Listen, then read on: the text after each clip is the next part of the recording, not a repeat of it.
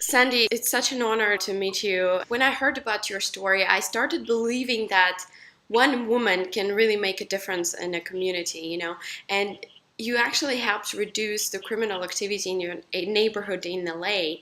How did that Yes. happen? Well, that happened, slowly and just with the commitment to make sure that happened. Because when I first went to MacArthur Park, it wasn't, with the idea to start a restaurant or anything. It was to help the city of Los Angeles organize street vendors. They hired my nonprofit to help do that. And when me and my partner, our executive director, Dr. Joseph Coletti, and I went into MacArthur Park, I couldn't believe, this was in 1996, 97, and I couldn't believe how much crime was going on so openly with no police officers around to stop people. I mean, we walked through the park and people were shooting up whatever they were shooting up. They were shooting up with needles and drinking openly, homeless encampments throughout the park. And I just, gang members standing around, and it's a very scary place. And I'm being from Pasadena, California, which is only about 15 miles away north. North. I was sort of isolated from what was going on just a few miles away from my home. And so, we got hired to organize street vendors, and there was a lot of street vendors around Los Angeles, and there's still a lot around today. We didn't eradicate everything, but we were able to help those street vendors that were selling around and inside of MacArthur Park. And I thought, well, if we're going to do this, and if in order for it to be successful and to create a safe environment where people are going to come shopping, we need to deal with the problem of the crime, because it's not going to work if all this crime is going on around. So the idea the city had when they hired us, it was to create the first vending district for the city of LA in MacArthur Park, inside the park.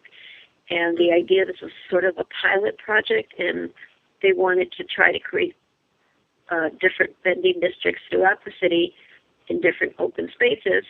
And this would help deal with the problem of street vending, which is a big issue even today. So, like you said, how did I do that? Well, first thing I did was, who are the politicians? Who is our elected official that's in charge of that particular area? In Los Angeles, you have districts, and the city is broken up into these districts, and ours was District 1, so I went to meet with our council member at that time, Mike Hernandez, and then shortly after that, it was Ed Reyes, who really got involved because he was the new elected official.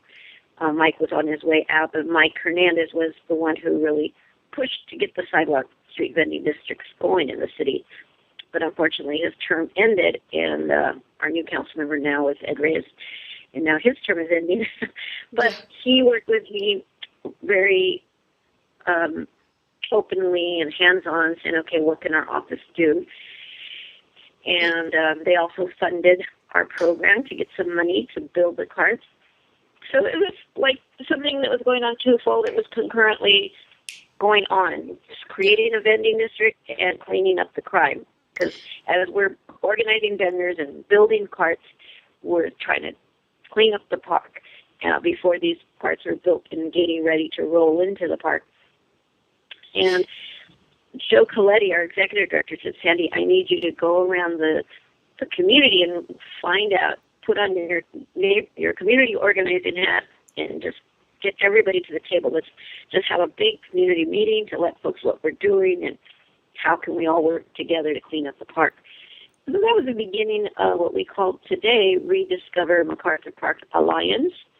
So without that alliance, my voice is, not that loud, but with a whole bunch of folks behind my voice, then that created a more powerful voice to city officials to say, okay, they're really serious. We better pay attention to this park. And that's how it started, and getting to meet the police department and the officers wasn't so easy at first. It took a couple of years, and I don't remember when Chief Bratton came to be our chief, but things drastically changed when he took office, and him along with Councilmember Ed Reyes came to me and said, Sandy, we're going to work with you. We're going to focus all our attention on the park. We're going to get rid of the crime and the drugs that are going on here, and we're going to do this together. So that was great. And with Councilmember Ed Reyes and Chief of Police, I mean, you could feel the difference. They come to my meetings. You could see more officers in the park working on strategies together. We removed benches and just ideas that we would come up with, they would implement. And so it took quite a few years. In 1998, when I first started tracking the crime rate in the park, and the reason I did that was because we got a lot of private foundation funding and donations to our nonprofit, and you need to be accountable and let them know the process, what's happening, how is their money helping you. And so by 1998, when I first started tracking the crime, it was at like over 600 arrests that first year in the park alone. I'm not tracking crime across the street, anywhere, but just physically in the park.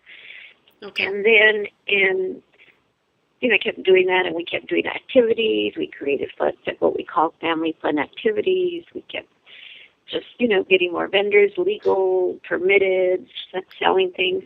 Then we got the tamale carts out there, and that really put more of a spotlight with the public at large, because they were like, where is this place where so many different types of tamales are being created? Mm-hmm. And what we did is we just asked all the people in our program, whatever country you're from, we want you to make tamale from that country. And so before you know it, we're in the LA Times in the food section, we're in People Magazine, we're in all kinds of media. And then all of a sudden we're like, Mama Fights Crime, one tamale at a time. Mama Changes the Neighborhood, one tamale at a time. So the tamales became a very positive symbol. And by 2005, when I called our officer at that time, our senior lead officer, Mark Hubert, I said, okay, Mark, what's the stats? I had always called at the end of the year, in December. He said, 0 arrests this year, Sandy. I said, what? No, I thought he was kidding with me. He said, no, it was no arrests in the park this year. And so all the efforts of the Alliance, myself, Dr. Coletti, and the Chief Bratton and Ed Reyes, of course, to be the top people that made that difference. That's incredible. How it happened, Yeah, so I always tell people you can't make a difference, but you got to be ready to be committed to that, if you really want to do it, and start meeting with folks. And I always tell people, start with depending on the problem, your politicians. We voted them there. They've got to be accountable to the problems that are in our community to help us fix it.